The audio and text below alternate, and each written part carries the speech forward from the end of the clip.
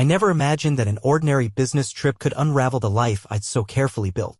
For years, I'd prided myself on being a dedicated husband and a hardworking professional. My name is Mark Harrison, and until recently, everything seemed predictable. I traveled often, client meetings, conferences, and countless late-night flights had become my norm. Meanwhile, home was my safe haven, a place where I trusted every routine detail to be just as it should be. My wife, Laura, managed our home with a mix of independence and charm. We'd met in college, fallen in love in a way that felt as natural as breathing. Laura always had a knack for handling things on her own, a trait I admired and occasionally envied. But life has its secrets, and often they hide in plain sight. I'd settled into one of those typical busy cycles, a week of back-to-back meetings followed by a weekend of fleeting phone calls with Laura. At the time, I believed our marriage was steady, even if the distance sometimes made things feel a little unaccountable. I'd even joked with colleagues about how lucky I was to have a partner who was so independent. Little did I know that independence, when left unchecked, could harbor a dangerous edge. The first hint came on an ordinary Tuesday evening. I was checking messages in my hotel room after a long day of negotiations when I received an unexpected call from a number I didn't recognize. On the other end, an elderly voice, gruff yet measured, introduced himself as Jack. He explained that he lived right across the street from my house and, after years of observing the neighborhood, felt compelled to reach out. At first, I dismissed his words as those of a cantankerous old man with too much time on his hands. Jack claimed that he'd seen something out of the ordinary, something that made him worry about my family. "I'm a retired cop," he said slowly, emphasizing each word as if it carried the weight of a verdict. "I've seen plenty in my years, and what I witnessed might not be what you'd expect." His tone was more matter-of-fact than accusing, and for a moment I hesitated. The combination of his age, his past, and the mystery in his voice planted a seed of doubt. I decided to keep the conversation brief, nodding in polite disbelief over the phone. After all, a retired cop wouldn't typically meddle in someone else's personal life, or so I thought. I thanked him for his concern, assured him that I would look into it, and ended the call. The conversation left me with more questions than answers, and I brushed it off as an odd interaction with a nosy neighbor. The following day, as I navigated the busy airport, I couldn't shake the feeling that something was off. There was a slight unease in the back of my mind that I tried to dismiss as the natural anxiety of being away from home for too long. I spent the day in meetings, making deals and signing contracts, while that lingering voice of caution from Jack faded into the background, at least for a while. As the days passed, routine prevailed. Laura would call sporadically, and her voice, though warm, carried an unfamiliar hint of evasiveness. I attributed it to the stress of managing things at home, especially when I wasn't there. After all, a busy life sometimes leaves little room for extra details. My focus was on the work at hand, and I assumed that any concerns would naturally resolve themselves with time. Back at home, I remained blissfully unaware of the nightly comings and goings that would soon upend my understanding of trust. Every evening, as the sun dipped below the horizon, Laura would grab her purse and step out. She always mentioned meeting a friend or attending a charity dinner. Those were the stories, the well-practiced lines that reassured me of her independence and social nature. I never doubted her intentions until Jack's next call. A week after our brief conversation, I received another call from him. "Mark," Jack said in that same measured tone, "I've been watching over your place while you're away. There's something you need to see." His words were blunt, leaving no room for misinterpretation. This wasn't idle gossip or the ramblings of an old man, it was a promise of evidence. He mentioned that he would gather proof of whatever it was he'd noticed and that I should trust him enough to wait for the details. I felt a mixture of disbelief and skepticism. The notion that my wife might be involved in something nefarious seemed absurd. I wondered if I was being set up for an elaborate misunderstanding. Yet, Jack's insistence and the precise, unemotional way he spoke began to chip away at my certainty. It was as if he knew exactly how to deliver a blow without the theatrics of a bad detective novel. I spent the remainder of my business week in a haze of conflicting thoughts. Every time I recalled Laura's casual tone during our calls or her vague explanations for her late departures, a small part of me wondered if there might be a grain of truth in Jack's words. But I chose to believe in the life we'd built together, dismissing the possibility that my dear Laura could ever betray that trust. As the week drew to a close and I prepared for my return, I couldn't help but feel that the air around me was charged with an unspoken tension. The flight back home was filled with the usual exhaustion of travel, yet my mind raced with thoughts of what Jack might have discovered. I wondered if I was ready to face a truth I'd long denied, a truth that might shatter the illusion of our perfect routine. The real twist, however, was yet to come. Unbeknownst to me, while I was embroiled in corporate deals and airport lounges, a meticulous operation was unfolding just a few blocks from our home.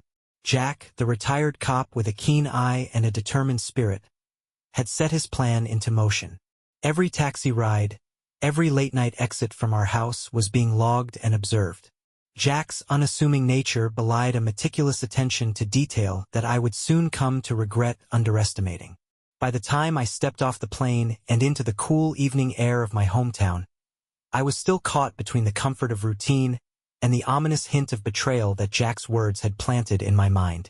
I looked forward to reuniting with Laura, to see the familiar warmth in her eyes, to believe once more that our love was invincible. Little did I know that the next chapter of my life would force me to confront a reality far darker than I could have imagined. The stage was set, the players in motion, and as I drove toward home that night, I couldn't help but feel that every mile was leading me closer to a revelation that would change everything. The comforting illusion of routine was about to be shattered, and I was standing at the edge of a precipice, unaware of the fall that awaited me. Returning home after my business trip, I tried to settle back into my old routines with a cautious optimism. I greeted Laura with a smile at the door and listened as she recounted her day, though something in her tone seemed carefully measured. I didn't press too much on details. My mind was still reeling from Jack's ominous warnings. I couldn't shake the memory of his unwavering voice and the promise that evidence was being gathered. Over the next few days, I found myself revisiting every conversation and every unusual pause in Laura's explanations. I combed through old texts and emails, searching for inconsistencies, but nothing stood out. Laura's stories were smooth and, at first glance, perfectly ordinary. Yet, deep down, I couldn't ignore the nagging doubt.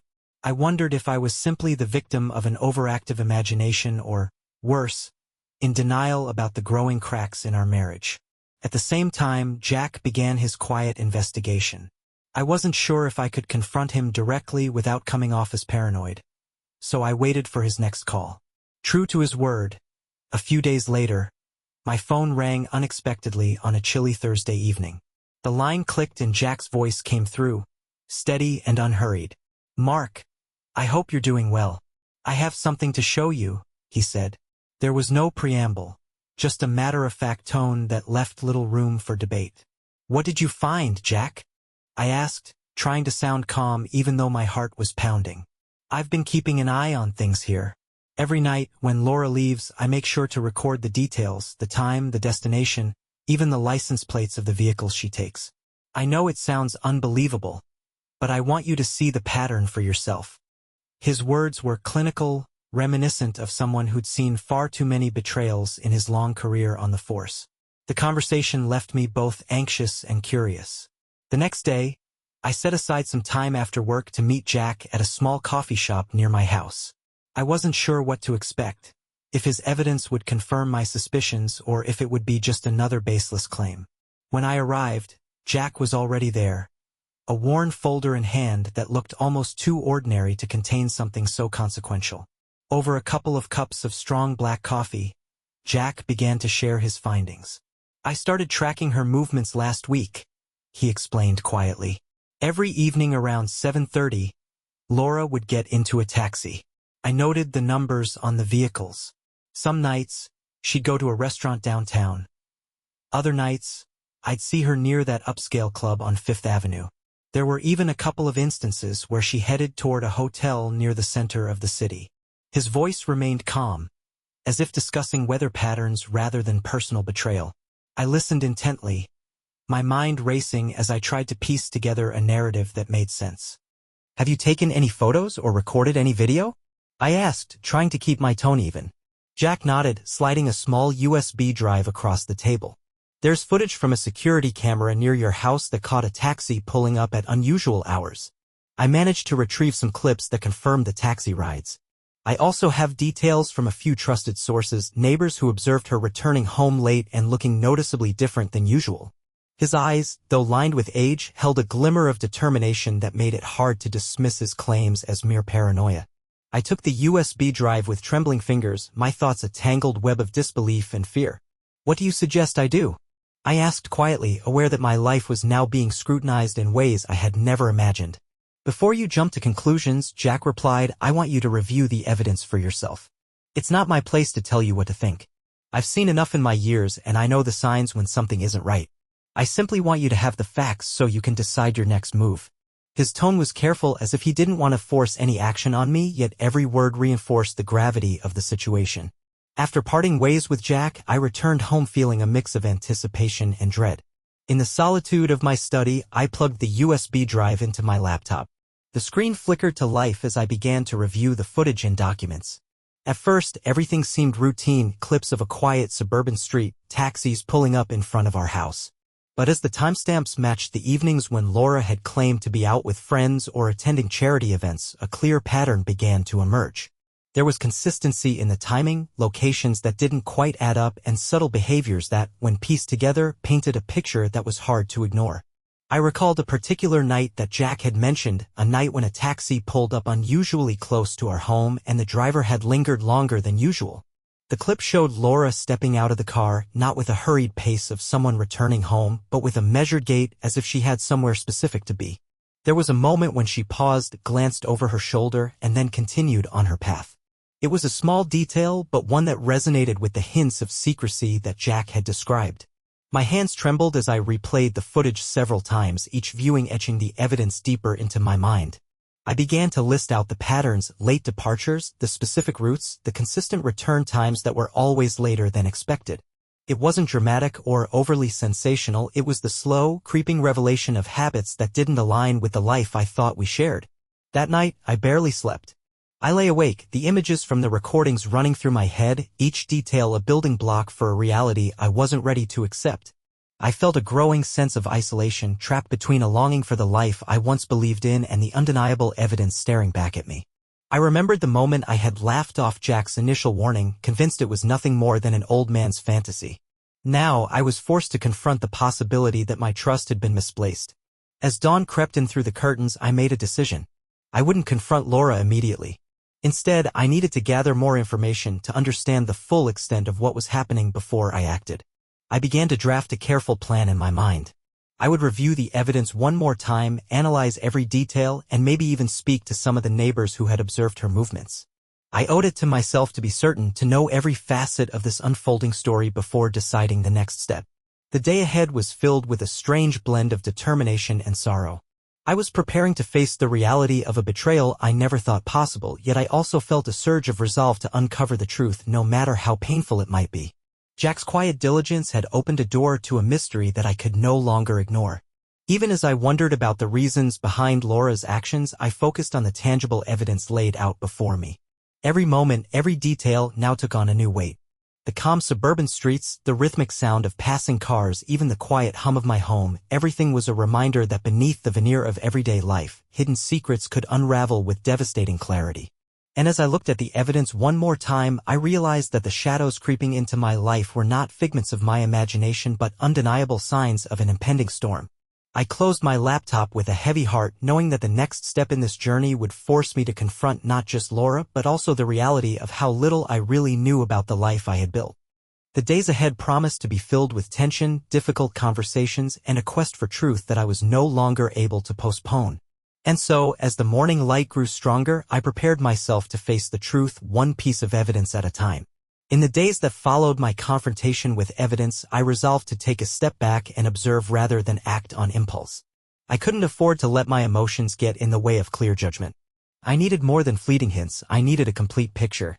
With Jack's evidence fresh in my mind and the recorded patterns of Laura's nightly excursions, I decided to quietly monitor the situation while attempting to live a semblance of normalcy. I began by retracing the routes that Jack had noted. Every evening, just as the clock neared 7:30, I found myself scanning the neighborhood with a quiet vigilance. I wasn't a detective by trade, but my life had suddenly taken on the role of an investigator.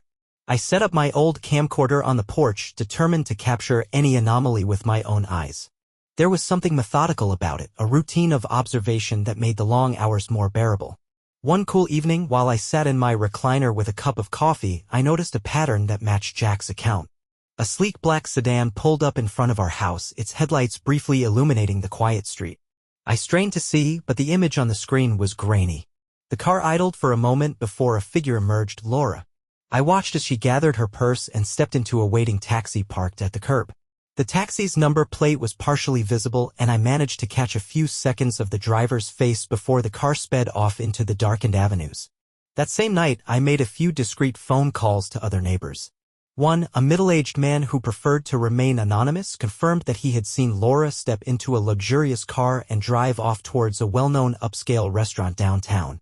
Another neighbor, a young woman who lived across the hall from Jack, mentioned that she often heard the faint hum of taxi engines late at night and occasionally saw a familiar silhouette stepping out of one of them.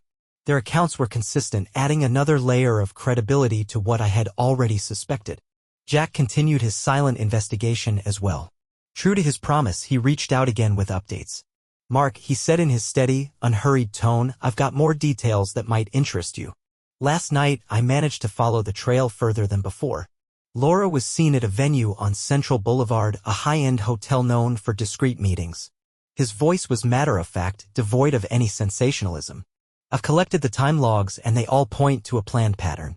This isn't random, it's orchestrated." Hearing Jack's words, a part of me wanted to dismiss everything as an overblown misunderstanding.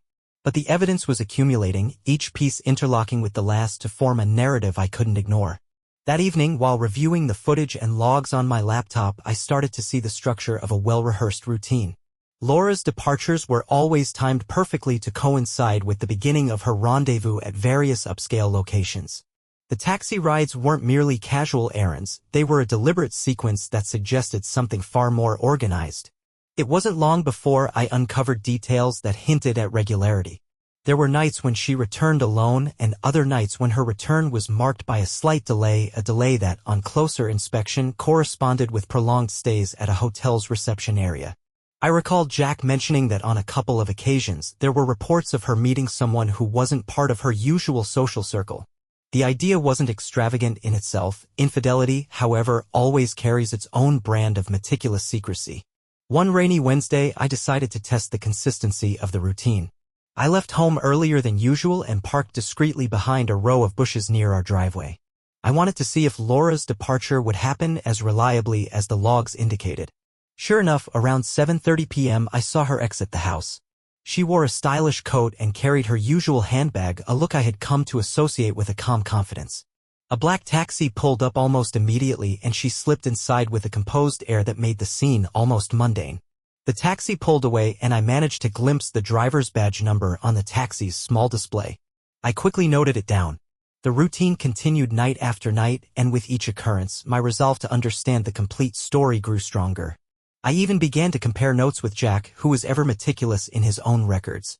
He told me that he had reached out to a couple of his old contacts from his police days, individuals who could discreetly confirm the high-end nature of the venues Laura frequented. One contact, a security manager at the Central Boulevard Hotel, confirmed that a guest matching Laura's description had been recorded entering the premises several times over the past month. The new information wasn't entirely surprising, but it forced me to accept a stark reality. This was no spontaneous lapse in judgment or an impulsive affair. There was a deliberate pattern, one that had been going on for weeks, if not months. And while I struggled with the rising tide of betrayal, I couldn't help but admire the systematic nature of the operation. Laura was executing her nightly escapades with a precision that was both impressive and deeply unsettling. With every detail, I pieced together a picture of a woman who knew exactly what she was doing. There were no wild, unpredictable moments, only a carefully choreographed sequence of departures, meetings, and returns. I found myself documenting every detail in a worn notebook, the pages filled with timestamps, locations, and observations. It was a ledger of betrayal written in the language of precision and routine. I also began to question the larger implications of this routine. What was the endgame? Was this a fleeting phase, or was there a deeper motive behind these calculated actions? The absence of any dramatic confrontation or overt passion made it all the more puzzling. Laura's actions were devoid of the raw emotion typically associated with infidelity. They were methodical, almost businesslike. It was as if she was compartmentalizing her life into two separate, unconnected routines, one for the home and one for the nights on the town. As I continued to compile the evidence, I realized that I was no longer just an unsuspecting husband returning from a business trip.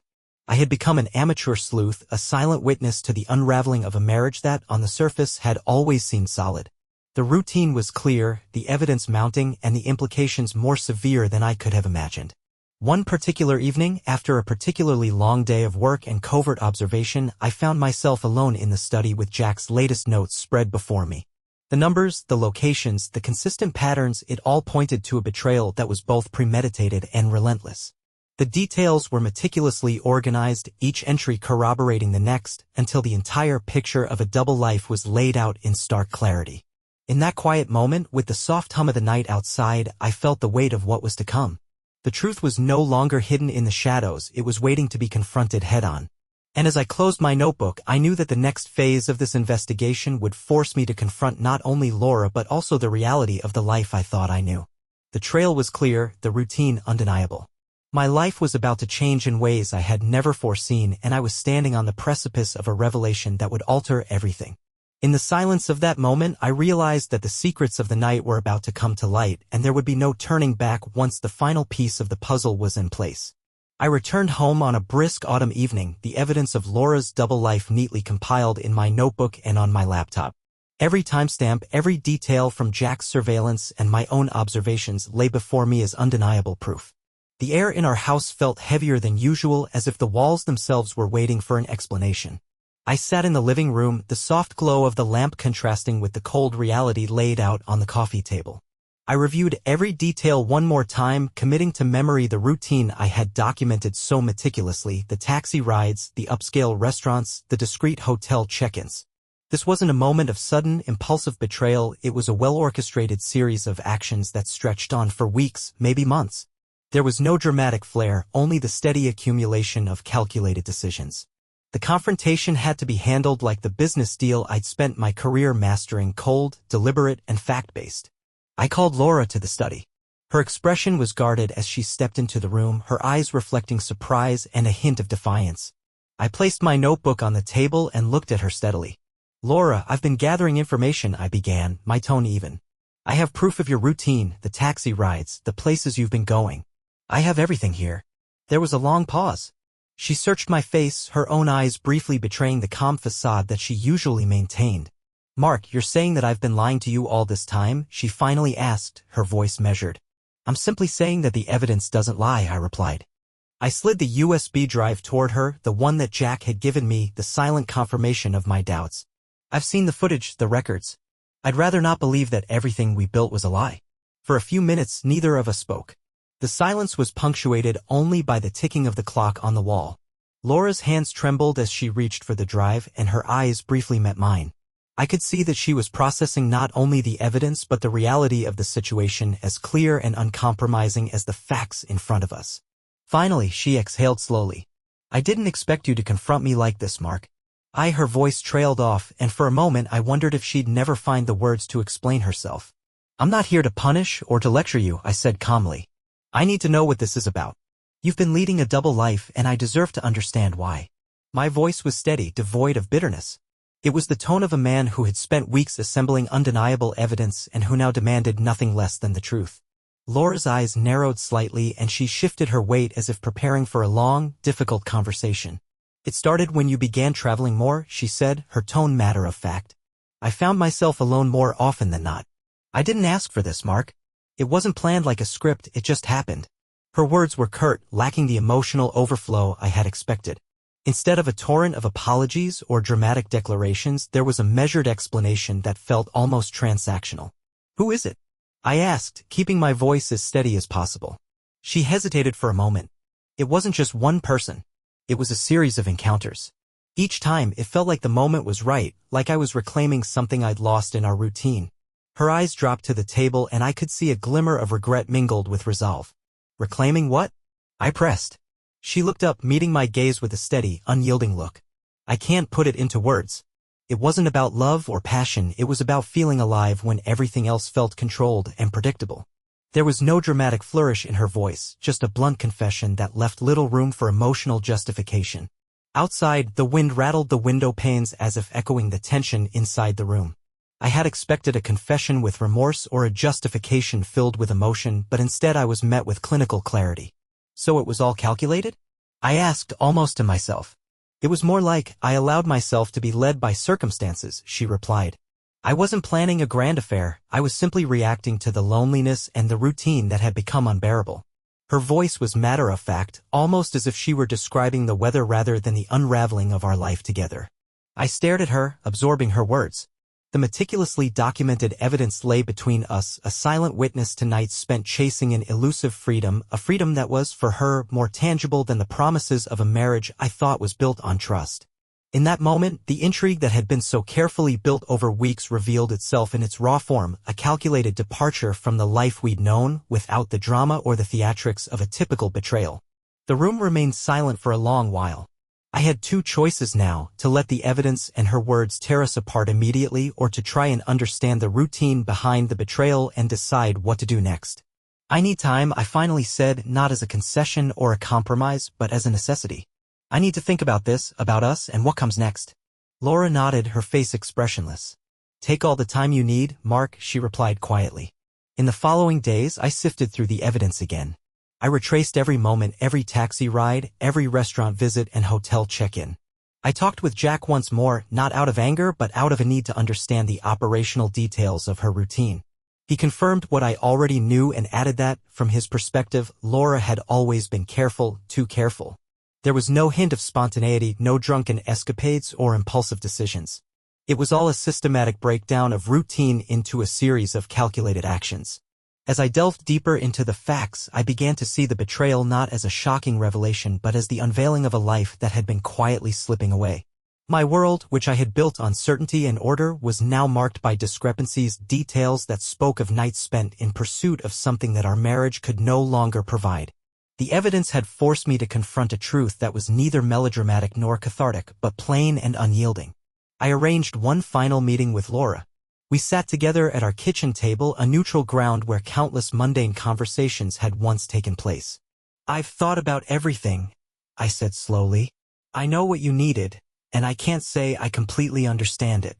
But I can't ignore the fact that you chose this routine over our marriage. She looked at me, her expression composed. I know, she said simply. I've lived two separate lives for too long, and I lost sight of what we had. Her words were devoid of tears or anger, only a straightforward admission that left little room for negotiation. In that quiet moment, I realized that the truth wasn't in the grand gestures or the dramatic confrontations. It was in the cold, precise details of everyday actions. The routine of betrayal was not a fleeting lapse, but a consistent departure from a shared life that had grown predictable. We both knew that nothing could be fixed with apologies or half measures. The decision we made that night was not born out of vengeance or overwhelming sorrow, but from the undeniable clarity of the facts. We agreed to separate, to part ways with the knowledge of what had transpired and the understanding that our lives, once intertwined, were now irreversibly divided. There were no dramatic final words or tearful embraces, just a mutual recognition that the time had come to move on. As I drove away that night, leaving behind the house that held the remnants of our shared past, I couldn't help but reflect on how life had unfolded with all its meticulous details. The evidence, the routine, and the steady accumulation of truths had led to this final reckoning. A life carefully dissected by the mundane details of betrayal. This was the end of one chapter, a cold and deliberate conclusion to a story that began with routine and ended with undeniable proof. And while I would carry the memory of every carefully documented moment with me, I also knew that the future would now be built on new beginnings, free from the shadow of routine and betrayal.